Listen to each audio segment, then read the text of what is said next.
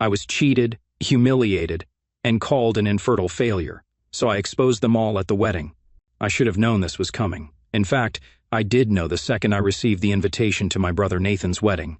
I felt the familiar weight settle on my chest. It wasn't an invitation, it was a summons, a carefully crafted script where everyone had a role.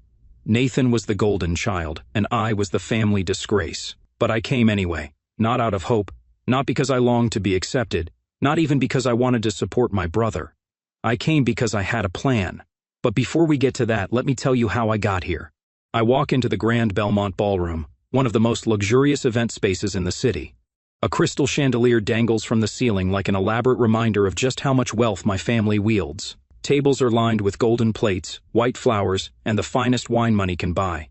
Everything is extravagant, excessive, exactly what Nathan and my parents, Charles and Rebecca, live for. I take a slow breath, steadying myself. I don't belong here. I never have. Ryan! The voice cuts through the air like a blade. I turn to see my mother, Rebecca, standing near the entrance. Her gold sequined gown hugs her thin frame, her hair styled to perfection, not a strand out of place. She looks me over, her lips pressing into a thin line.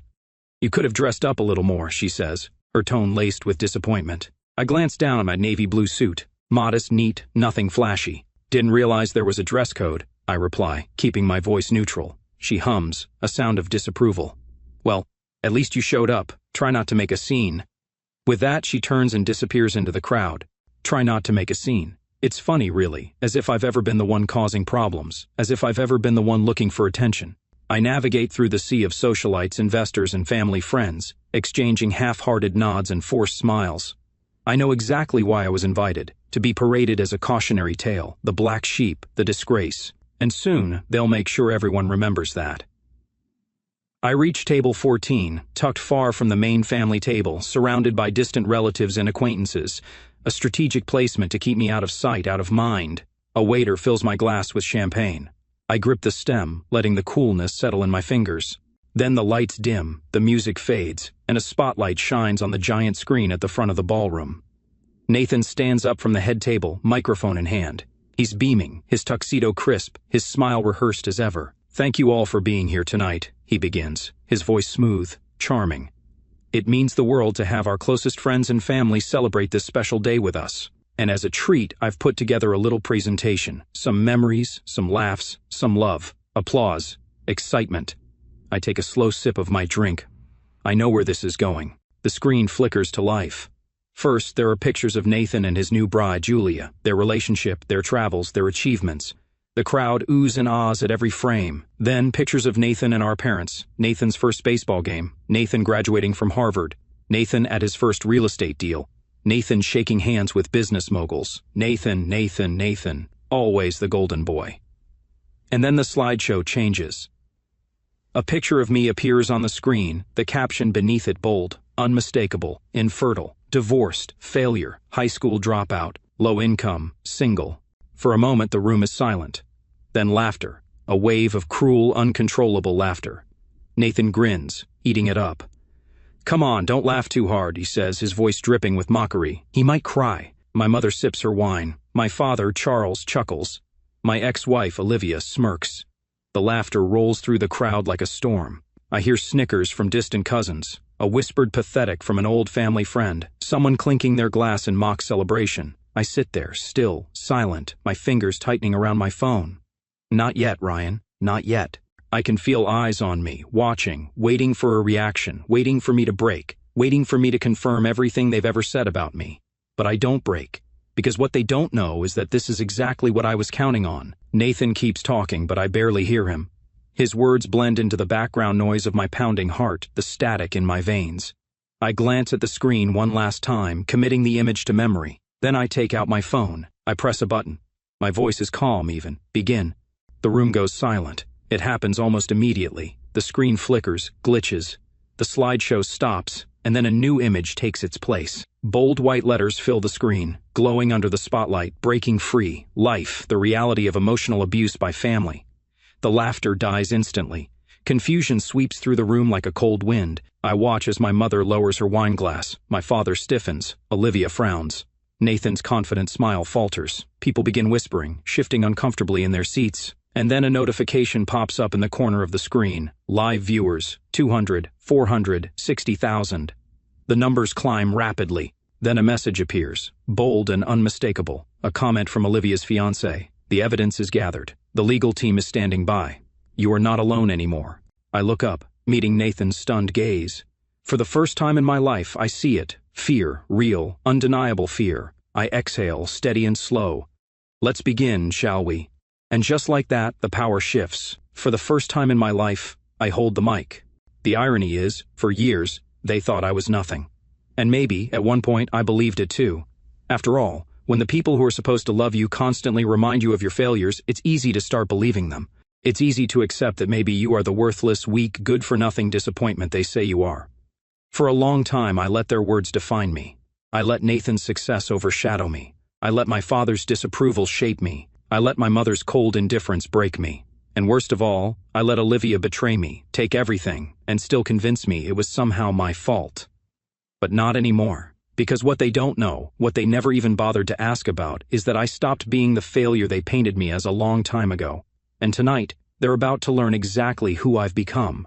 To my family, I am a low-income, divorced office clerk, barely scraping by in a dead-end job. That's the version of me they chose to believe. But in reality, I run Breaking Free, a global online community dedicated to emotional abuse survivors. What started as a simple, anonymous blog 3 years ago has grown into a YouTube channel with millions of followers, a non-profit organization with real-world impact, and an entire movement helping people escape toxic environments just like the one I grew up in. And they have no idea. My father, Charles Carter, built his real estate empire from the ground up. My mother, Rebecca Carter, cemented herself in high society as a woman of grace and influence. My brother, Nathan Carter, followed in their footsteps.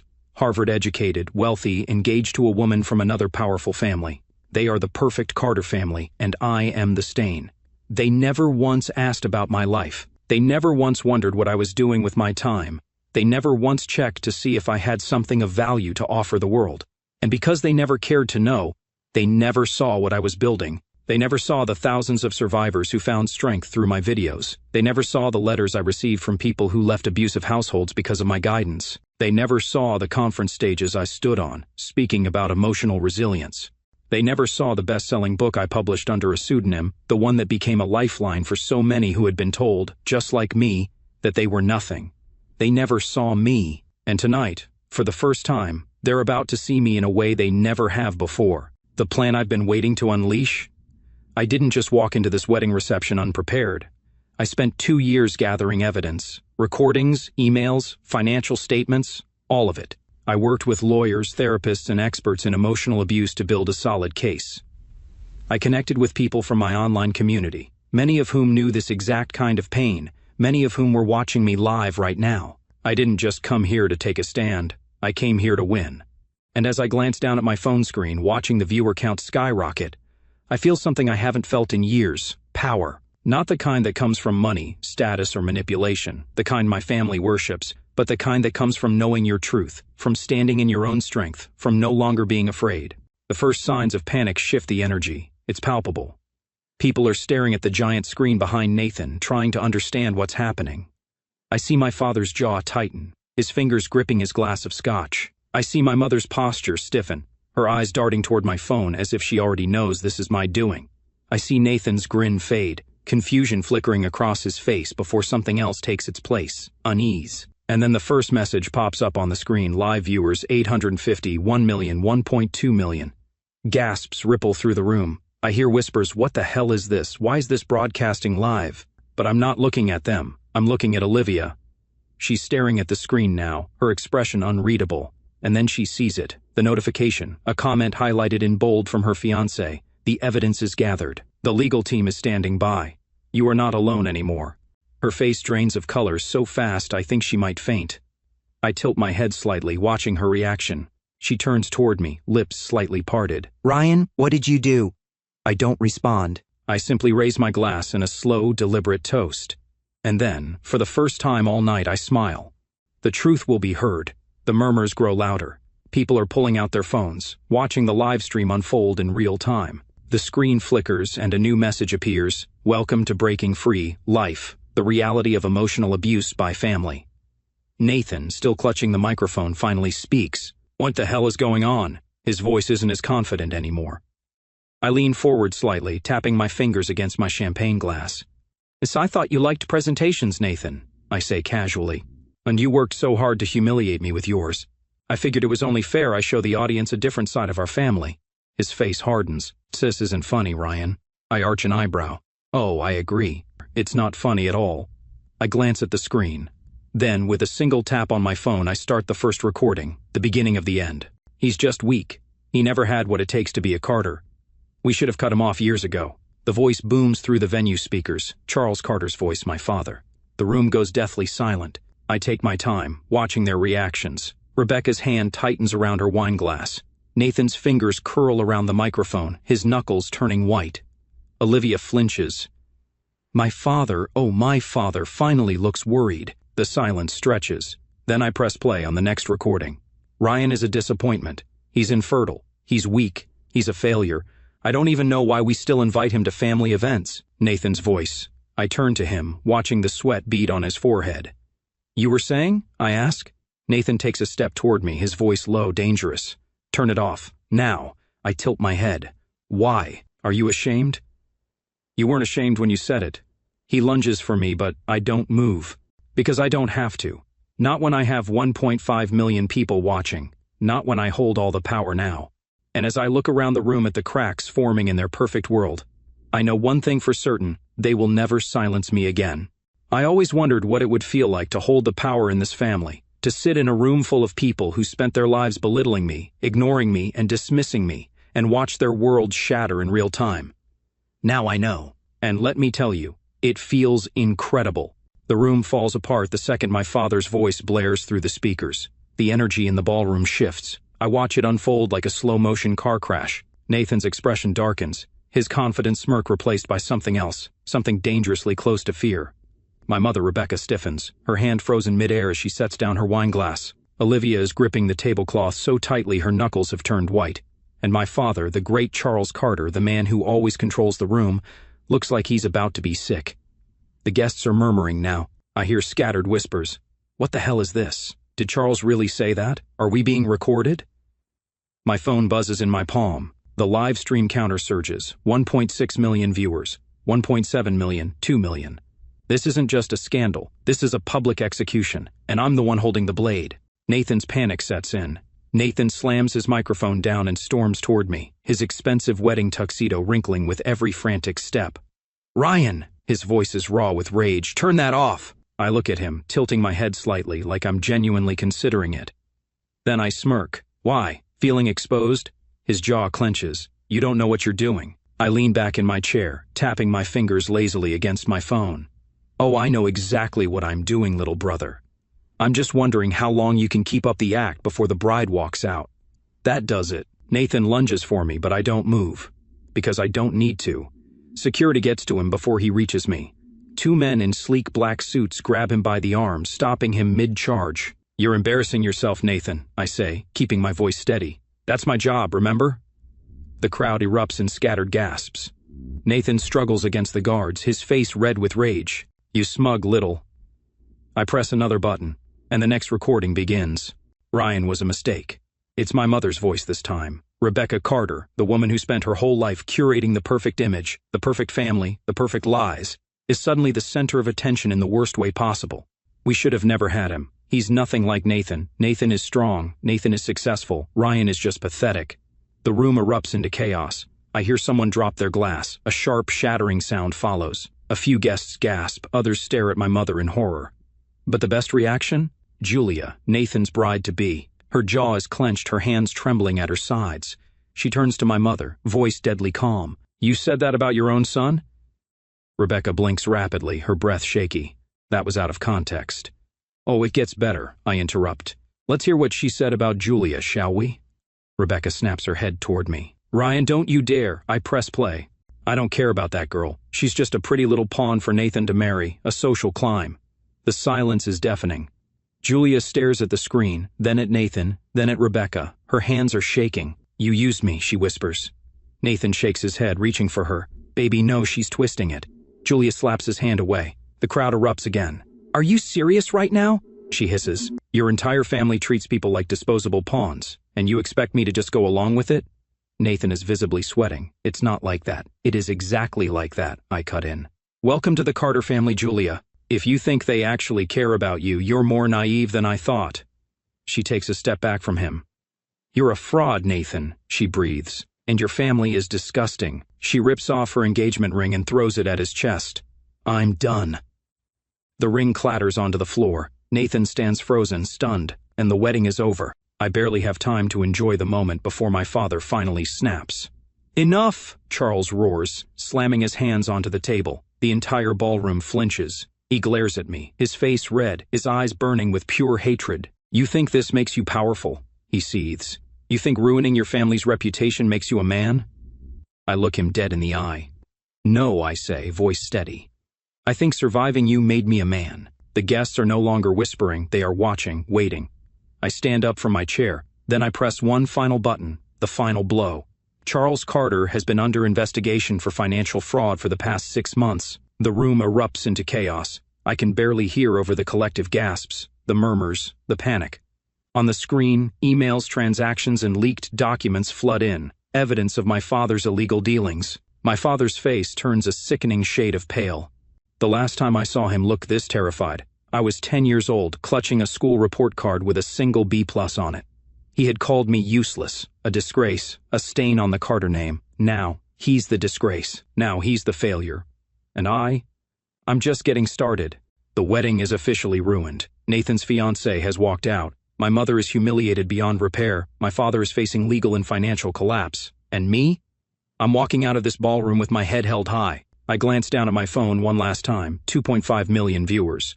That's 2.5 million people who finally know the truth.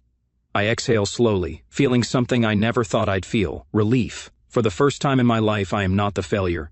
For the first time in my life, I am free. And as I turn to leave, my father shouts after me, one last attempt to control me. Ryan, if you walk out that door, you're dead to this family. I pause, then, without turning around, I say the words I should have said years ago. I was dead to you a long time ago. And with that, I step into the night, never looking back. I walk away from the wreckage of my brother's wedding reception, but I'm not done. Not yet. Destroying the illusion of my family's perfection was only step one. Now it's time for something else, Justice. For years they have mocked me, humiliated me, and discarded me like I was nothing more than an afterthought.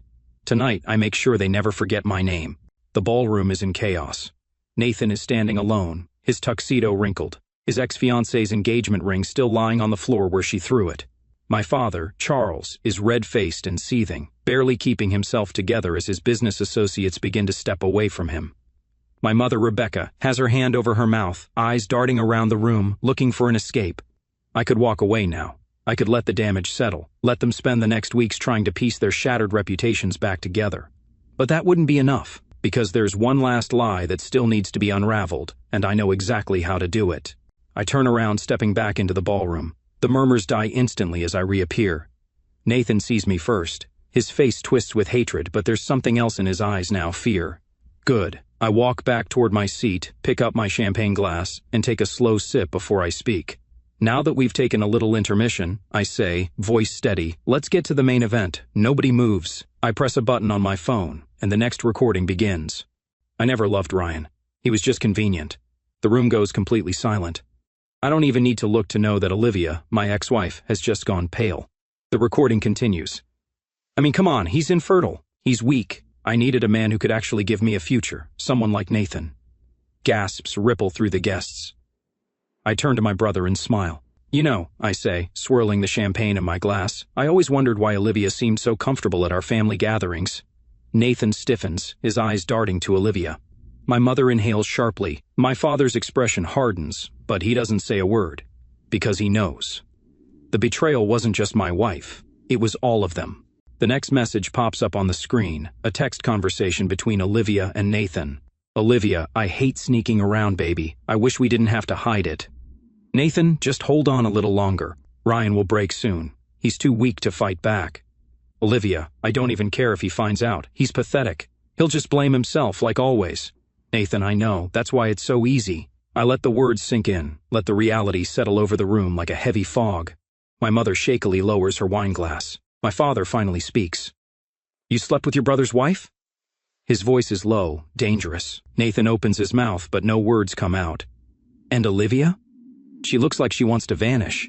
I should feel pain, I should feel betrayed. But the truth is, I've known for a while. I just wanted to hear them admit it. I lean forward, resting my arms on the table. So tell me, I say casually, was it worth it? Nathan finally snaps. This is ridiculous, he shouts. You're just trying to ruin my life because you're jealous. Jealous? I repeat, raising an eyebrow. Of what? Your failed engagement? Your crumbling reputation? Your fraud business? Nathan slams his fists on the table. You don't deserve to be here, he snarls. You've always been pathetic. You're nothing. You'll always be nothing. I smirk, and then I play the last recording, the lie about my infertility. Ryan isn't infertile. Silence. A slow-building silence as the words register. The doctor said he was fine, but we had to make sure people saw Nathan as the stronger one. Ryan could never be allowed to be an equal. It had to be Nathan. It was always Nathan. It's my father's voice. I turn to Charles, watching as his entire world crumbles. And for the first time ever, he has nothing to say. My mother looks physically ill. Nathan looks like he might pass out. The guests are no longer just murmuring. They are staring at the Carters like they are something rotten, something grotesque. Because they are. I take another sip of champagne and then finally stand up. For years, I say, voice steady, you told me I was a failure. I gesture toward the guests. You told everyone that I was the disgrace of this family. I look at my father, that I wasn't strong enough. I turn to my mother, that I wasn't worth loving. I lock eyes with Nathan, that I wasn't even a real man. Then I smirk. And yet, here we are. I point at the screen, the evidence, the truth. Tell me, Nathan, who's the failure now? Olivia grabs her purse and bolts. Nathan stumbles back, staring at the ground. My mother wipes her hands over her face, silent for once in her life. My father just sits there, beaten, defeated. And I? I walk toward the exit, not as the failure, not as the outcast, but as the man who finally set himself free.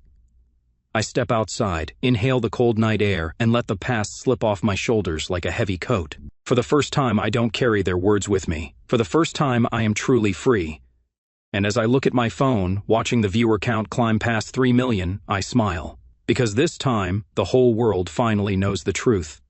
I should be done. I should walk away, let the weight of their shame collapse on them like an avalanche, and disappear into the night. But there's one last lie that needs to be burned to the ground before I leave this place for good. The biggest lie of all. The one they used to humiliate me, belittle me, make me feel less than a man, my supposed infertility. And now, with the entire room in shambles, my mother in silent shock, my father completely paralyzed, and my brother standing alone in the ruins of his wedding, I finally deliver the final truth. And this one is going to sting. For years they weaponized it against me. Ryan can't even give his wife a child.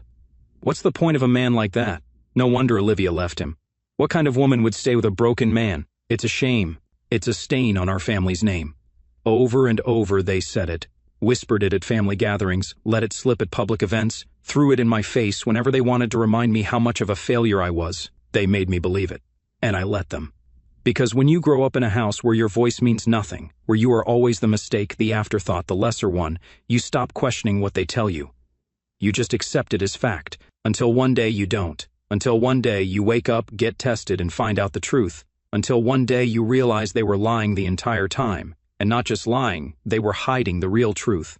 I step forward, letting the tension in the room build. The screen behind me flashes with the next document, a medical report. The heading is bold, crisp, impossible to ignore, patient, Ryan Carter. Fertility assessment. Results, no issues detected. Silence. Deep, suffocating silence. Then slowly, I turn toward Nathan and smile. Now this is interesting, I say, my voice calm, controlled, because according to this, I'm perfectly fine. Nathan's expression barely changes, but his eyes flicker with something raw, fear, guilt, because he knows what's coming next, and so do I. I turn back to the screen, pressing a button on my phone. A second document appears, another fertility test, but this one isn't mine. It belongs to Nathan. The heading is just as bold, just as impossible to ignore. Patient, Nathan Carter, fertility assessment. Results, severe infertility detected. I swear you could hear a pin drop in that room. Nathan freezes. The guests are staring, whispering. My father's hands are gripping the table, his face ghostly pale. My mother, for the first time tonight, Rebecca Carter, looks truly horrified. I let the weight of it settle in. Let them soak in the fact that the very thing they mocked me for, the very thing they used to destroy me, was never mine to carry. It was Nathan's. Nathan lunges forward. "You bastard!" he snarls, knocking over a champagne glass as he reaches for me. The crowd gasps. I don't move. I don't flinch. I just watch him come apart at the seams, his whole life unraveling right in front of him. He doesn't make it far. Security grabs him again, holding him back as he thrashes like a rabid dog. "Ryan!" His voice is desperate. "You don't understand. This is private." "Private?" I raise an eyebrow. "You mean like how my infertility was private before you and Mom turned it into a dinner table joke? You don't get it." Nathan's eyes are wide, wild with panic. I had no choice. He cuts himself off, chest heaving. And that's when it hits me. Nathan didn't just know. He was forced to live the lie. I glance at my father, who won't even look at me, then at my mother, whose lips are pressed into a thin, bloodless line. And suddenly, it all makes sense. The burden of being the golden son. They built Nathan up to be the perfect Carter son, the heir, the successful one, the one who would carry on the legacy. And infertility? That was not part of the plan. So what did they do? They switched it. They let me be the failure so Nathan wouldn't have to be. They threw me under the bus, dragged my name through the mud, ruined my reputation, just so Nathan could stay on his pedestal. I exhale slowly, shaking my head. "Wow," I say, my voice thick with mock admiration. "You really are pathetic." Nathan yanks against the guards again. "Shut up, Ryan." "You let them use me," I say, letting my words slice through him. "You let them humiliate me, ruin my marriage, make me feel like I was less than a man. And for what? So you could keep pretending?" Nathan's face twists in rage. "You don't know what it was like." I laugh, a short, bitter sound. "I know exactly what it was like, Nathan. You were their golden son. You had everything. And instead of standing up for me, you let them break me." He stills, chest heaving. "You let them break me," I repeat. "And now, look at you. You're standing here in the ruins of your wedding, your business crumbling, your fiancé gone, and the world watching as the truth comes out." His hands shake. His whole body shakes. "You destroyed me first," I tell him, voice low, "and I survived it. But you won't." And with that, I let him go. I turn away from him, from my mother's hollow silence, from my father's useless rage, and I step off the stage. The damage is done. I can hear the murmurs growing louder. People are already posting, sharing, talking. I look at my phone, live viewers 4 million. A notification pops up, and breaking news, scandal erupts at Carter wedding, family secrets exposed in viral live broadcast. I smirk. Good. Let the world see, let them all see. Because for years I was forced to believe I was the weak one, the worthless one, the failure. But now they know the truth, and it's too late to silence me. It starts slowly, the unraveling, like a single thread being pulled from an expensive suit. Barely noticeable at first, until suddenly the entire thing is falling apart at the seams. And the best part? They don't even realize just how much damage has already been done. Not yet, but they will. The first cracks appear. Nathan is still thrashing against the security guards, his face a mess of rage and desperation. My mother, Rebecca, is motionless in her chair, eyes vacant, like she's watching her whole world collapse in real time. My father, Charles, is still trying to control the situation, still gripping onto the illusion of power the same way he's always held onto his money, his influence, his name. But the illusion is already shattering. I watch as he leans in to whisper something to one of his business partners, Mark Calloway, the CEO of a multi-million-dollar development firm. Mark, who once praised my father as a business genius, doesn't even acknowledge him, doesn't even look at him. Instead, he mutters something to his wife and stands up, and just like that, he walks out. Nathan sees it, his entire body stiffens. Then another man stands, then another. One by one, the business partners, the investors, the executives who once circled my father like vultures waiting for scraps are leaving. And Charles Carter is left clutching nothing but the remnants of his reputation. I check my phone, and breaking news, the Carter empire is falling. I smile, because this is exactly what I planned for. Nathan finally breaks free from the guards. He spins toward my father, voice wild with desperation. "Dad," he chokes out, "say something, do something." Charles doesn't answer, because what can he say? That he can fix this? That he can buy his way out of a scandal that has already reached millions of people? No, not this time. Nathan's panic turns into fury. He rounds on me, pointing a trembling finger. "This is your fault." He spits. I tilt my head. "Really? You ruined my wedding, my reputation, my entire life." I take a slow sip of my champagne, enjoying every second of his meltdown. "No, Nathan," I say, setting my glass down. "You did that to yourself." His hands curl into fists. "You think you're better than me? I lean forward slightly, lowering my voice so only he can hear. I don't think, Nathan, I whisper. I know. His face twists. He looks like he wants to lunge at me again, but there's nothing left to fight for, nothing left to protect. Because his entire kingdom is already burning. A notification pops up on the ballroom screen. Another news alert. SEC investigation launched into Carter Properties. Fraud allegations emerge amid scandal. The crowd erupts in whispers. My father slams his hand against the table. This is ridiculous, he barks. There's no investigation. I let out a small chuckle. Not yet, I say. Charles whirls on me, his face twisted with rage. You did this. I shrug. Let's just say I provided some very interesting documents to the right people. Nathan goes rigid. What documents? The screen flashes again. Emails, bank transfers, proof of embezzlement, tax fraud, bribery, every dirty deal my father thought he had buried. And now the whole world can see. The walls close in. My father sinks back into his chair. He finally understands. It's over. Nathan's breath is coming out in short, panicked gasps. He grabs my mother's arm. Mom, say something, fix this. But Rebecca Carter is gone. Not physically, but in every other way that matters. She is staring at the screen, at the undeniable truth about her perfect family, and she is silent. Because she knows there's nothing left to say, nothing left to fix, nothing left to salvage. The business is dead. I stand up, sliding my hands into my pockets. You had everything, I say to Nathan. Power, wealth, privilege, and yet here you are, with nothing. Nathan shakes his head violently. This isn't happening. This isn't... It is, I interrupt, voice steady, and no amount of lies can change that. He stumbles back, his entire body trembling, and then he bolts, right out of the ballroom, right into the night, leaving behind nothing but his father's ruined empire. I glance at Charles one last time. He doesn't look at me, doesn't say a word. Because he knows. He finally knows he lost. And I won. I step out of the ballroom into the crisp night air. I pull out my phone, check the live stream. 5.2 million viewers, 5.4 million, 5.6 million. The world is watching this empire fall. And I have never felt more free, because for years they tried to break me, they tried to ruin me. But tonight I showed them who I really am, and I will never be silenced again. The air outside the ballroom is cool against my skin, fresh, liberating, like the first breath after being trapped underwater for far too long. Behind me, the empire that once ruled over me crumbles. Inside, my father sits frozen, his carefully built real estate dynasty shattered in front of the entire world. Nathan, my brother, the golden son, has fled into the night, no longer the untouchable heir, no longer the family's shining example. And my mother silent, because for the first time in her life she has nothing left to say. But me? I stand tall, because after years of humiliation, lies, and exile from my own family, I have won. And the best part? This is only the beginning. My phone buzzes. A new notification. 6 million live viewers.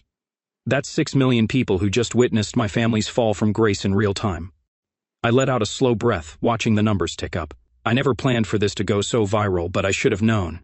People love a scandal, especially when it's about a powerful, untouchable family falling to pieces. And right now, the Carter name is front-page news. Another buzz, this time a call. I glance at the screen. David Reed, a longtime friend and attorney specializing in corporate fraud cases. I answer. Ryan, he greets, his voice smooth and calm. I assume you've seen the news. I have, I reply, walking toward my car. Good, because I have some updates. I smirk. Let me guess, the feds are interested in dear old Dad. David chuckles. Oh, they're more than interested. They're moving forward. The documents you provided were airtight. There's no way out of this. I lean against my car, watching the ballroom entrance from a distance. How long before the hammer drops? I ask. A week, maybe less, David answers. But honestly, he won't even need an arrest to ruin him. His business partners are already cutting ties. Stocks for Carter Properties have dropped by 40% in the past hour. Investors are panicking. The company is dead. I exhale slowly. It's happening. Everything he built on lies and cruelty is falling apart. And for once, there's nothing he can do about it. I scroll through the news headlines. The Carter family scandal, infidelity, fraud, and a fall from grace. Ryan Carter exposes his family in shocking live broadcast. Millions watch. SEC investigation into Carter Properties begins. What comes next? I smile to myself. The Carter name used to be a symbol of success, of power. Now it's synonymous with corruption, deception, and downfall. I glance back at the entrance. Reporters are gathering, their cameras flashing as guests flee the ballroom like rats escaping a sinking ship. I can already imagine the headlines tomorrow. The wedding that destroyed a dynasty. Beautiful. Just as I'm about to get into my car, I hear footsteps. Fast, frantic footsteps. I turn, and there he is, Nathan. His tuxedo is disheveled, his hair a mess, his entire body trembling with rage and desperation. "You think this is funny?" He spits, his voice raw. I raise an eyebrow. "Funny? No. Satisfying? Absolutely. You ruined my life," he snarls. I lean against the car, crossing my arms. "Nathan, your life was already a disaster. I just turned on the lights so everyone could see it." His breathing is ragged, his hands shaking at his sides. "You don't get it," he whispers. "You don't know what you've done." I tilt my head. "Oh, I think I do," I say. "For the first time you get to see what it's like to be me, to be the one discarded, the one humiliated, the one they never actually cared about." Nathan swallows hard, his Adam's apple bobbing. "You should have let it go," he mutters. I push off the car, stepping toward him. "Let it go," I repeat. "You spent years tearing me down. You let Mom and Dad use me as your scapegoat while you stood there and enjoyed the praise. You let Olivia cheat on me with you and laughed behind my back. Did you really think I'd let that slide? Did you really think I'd just take it forever?" He shakes his head, looking at the ground. And for the first time, Nathan Carter looks truly broken. Not the cocky golden son, not the arrogant, untouchable heir, just a man with nothing left. I should feel bad, but I don't, because he did this to himself. "Goodbye, Nathan," I say, stepping back. And then I get into my car, leaving him standing in the ruins of his own making. A week later, I sit in a high-rise office in downtown Manhattan. The view is breathtaking. Skyscrapers stretch across the skyline, the city humming beneath me. But my focus is on the TV screen in the corner. Breaking news: former real estate tycoon Charles Carter under federal investigation for fraud. I sip my coffee, watching as my father is escorted out of his office in handcuffs. The once untouchable king of real estate, now a disgraced criminal. Nathan? No one has seen him since that night. Rumors say he left the city, disappeared to avoid the shame. And my mother? She's keeping a low profile, hiding from the public eye. As for me, I turn my gaze to the desk in front of me. A new contract sits there, a deal with one of the biggest publishing houses in the country. My second book, an in-depth memoir about my journey, my family, and how I rose from the ashes of their abuse, is already a guaranteed bestseller. I pick up my pen, signing my name at the bottom of the contract. And just like that, I close the chapter on my past and step into my future. A year later, the Barnes & Noble in downtown Manhattan is packed. Hundreds of people stand in line, holding copies of my new book, In the Truth We Bury. At the signing table, I greet each reader, signing their books, shaking their hands. Many of them share their own stories of surviving emotional abuse, of finding strength in my journey. And for the first time in my life, I know I have purpose. I am not the failure my family tried to make me believe I was. I am stronger than them, better than them. And as I sign the last book, I write the same words I always do. Your voice has power. Don't be silent anymore. And this time, I finally believe it. It's been a year since I destroyed the Carter Empire. A year since I stood in that ballroom and watched everything they built collapse under the weight of their own deception. A year since I turned my pain into power, my humiliation into vindication. A year since I won. And yet, standing here now in front of a packed bookstore in Manhattan, I realize something. This isn't just about winning. It never was. It's about something bigger, something greater than revenge, something greater than me. It's about every single person who has ever been told they are nothing. And tonight, my final message isn't just for my family, it's for all of them. The book signing event at Barnes & Noble is overflowing. People stand shoulder to shoulder, holding copies of my book, And the Truth We Bury, waiting for their turn to meet me. The energy in the room is electric, excited, empowered. Because this isn't just a book signing, it's a movement. I sit at a table near the front of the store, a massive banner with my face hanging behind me. I never imagined I'd be here, that people would actually care about my story, that I would become someone worth listening to. And yet, here I am, signing books, taking pictures, hearing their stories, because, as it turns out, my story isn't just mine. It belongs to every person who has ever been dismissed, ridiculed, and broken by the people who were supposed to love them. And now, we are all breaking free together. I flip open another book, pen hovering over the first page. "What's your name?" I ask. The woman in front of me shifts nervously, her hands gripping the hardcover like it's a lifeline. "Amanda," she says softly. I smile. "Nice to meet you, Amanda." Her eyes shine with unshed tears. "I just wanted to say, your book changed my life," she whispers. "I left an abusive home because of your story. I finally had the courage to walk away. A lump forms in my throat. This is why I did it. Not for revenge, not for fame, but for this. For people like Amanda, for the ones who needed a voice when they had none." I squeeze her hand gently before handing her the signed book. "Your voice matters. I tell her. Never let anyone silence you again. She nods, tears slipping down her cheeks as she walks away. And then, just as I reach for the next book, I see her, a woman standing at the very back of the line. Her clothes are simple, jeans, a sweater, no jewelry, no makeup.